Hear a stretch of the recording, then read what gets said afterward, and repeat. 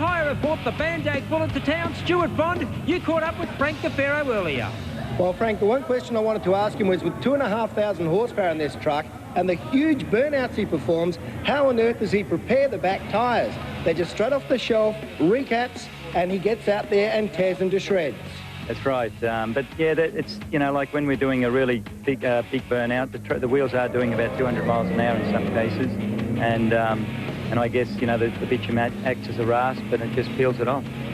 Now, the fans really love the burnouts, but I know that you're really keen to get the truck down the track as quickly as possible. Now, how fast do you think you can get 8.5 tonne down the drag strip? Well, at the moment, the best the truck has run is a 12.7. We expect, I mean, it's pretty warm here, but we expect to possibly run a 12 tonight. But I envisage that at one good night and with proper racing slicks on it, the truck will probably run a low 12. Well, Frank, when you've reached 160 or 180 kilometres an hour on the drag strip, how do you stop this beast? Well, try 190, Stewie. I'm hoping to actually run 200, possibly tonight. As you say, the thing weighs over 8 tonne, and getting it to the end of the quarter is not as big a deal as stopping it. You need more room to stop than you do to get it, but it all works on brakes. It's got massive 9-inch drums and air brakes on it, and you're right on your toes to stop it. Believe me, I think people ask, you know, how scary is it going down the quarter? Going down the quarter is not scary at all. It's stopping the vehicle. Andrew Piggott, the first one out to take a swipe at the Bandag Bullet.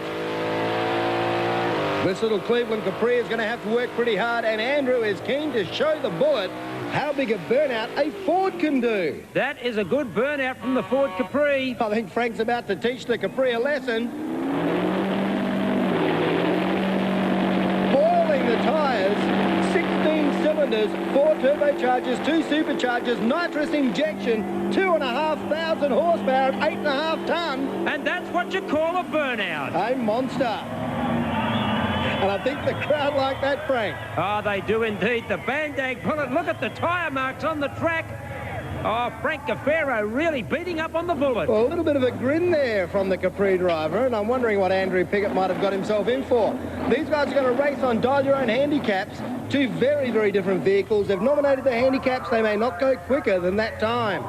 Gaffiero gets to go first and leaves well from the start line. The Capri's out and running. Gaffiero smoking the tyres as he goes past quarter track, blazing the tyres on the Bullet. No traction for him.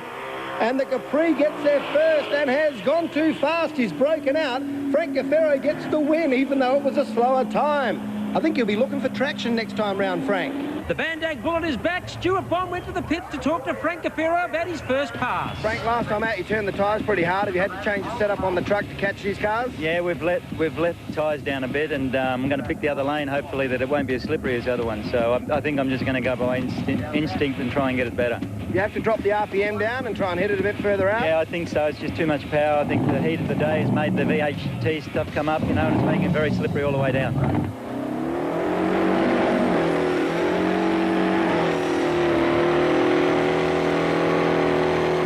Frank Hastings, my feeling is that the Bandag Bullet is just so powerful, it simply feels like the track's slippery. 2,500 horsepower and boils the tyres from the start line to half track. Aidan Duncan in the hot rod.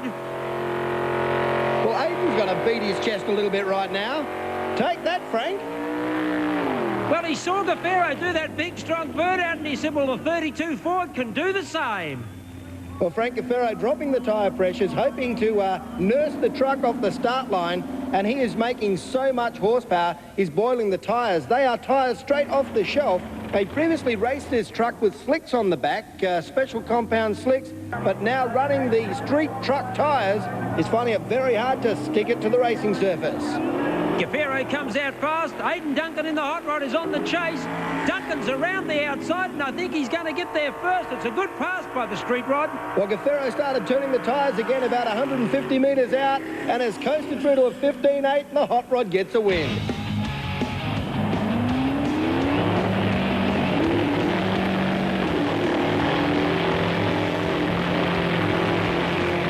Well, a hot day at the track, and the action is about to get hotter with Frank Gaffiero inside the Bandag Bullet. This is the first time in Western Australia we've been able to see the patented Bullet burnout. A big donut in the middle of the track. And this is something to see. 8.5 tonne of truck, and it turns around in the length of the chassis. Frank gets the tail right out near the concrete. The crowd love it.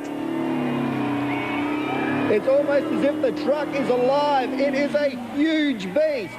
The crowd can't believe it. Oh, look at this. What a fire show inside the tyre smoke.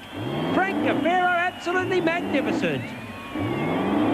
The crowd can't believe their eyes. The flames from the turbos. Now, Frank Gaffiero with a few more tricks under his belt. And a chance to get up close to the truck like you do in a drag strip. There's a chance these fans have not missed. One more launch down the track and the Bullet is on his way.